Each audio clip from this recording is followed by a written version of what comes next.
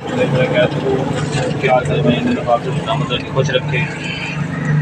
एक सर्दियों का जोड़ा है जनाब गर्म पानी वास्ते स्पैशल टूटी है वेखो, ये दीवार नाल भी लग जाती तो सिंक नाल भी लग जाती है। ये दो फंक्शन हैं, एक तो यह फंक्शन है कि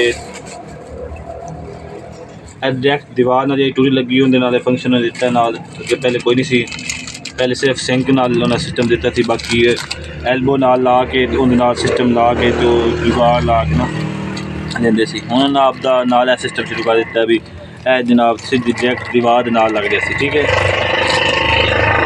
तो उस बाद पहले वाली है वो इस तरह सिंक इस्तेमाल करना चाहो तो सिंक नाल लग जाती होंगी। ठीक है जी, एक मिनट या तो स्विच लाना है जी, स्विच लेंदे सारी पानी गर्म करना शुरू कर देना इन्हें 1 मिनट के विच।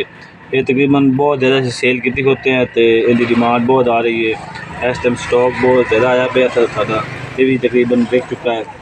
तो अगर तुम चाहिए हो साढ़े रब्ता करो 0316 46 17 108 हड़प्पा रोड पुराने जीता बनी रोड है। तो अगर तुम साड़ी दुकान की लोकेशन है हाफे ट्रेडर अड्डा हाफे चौक।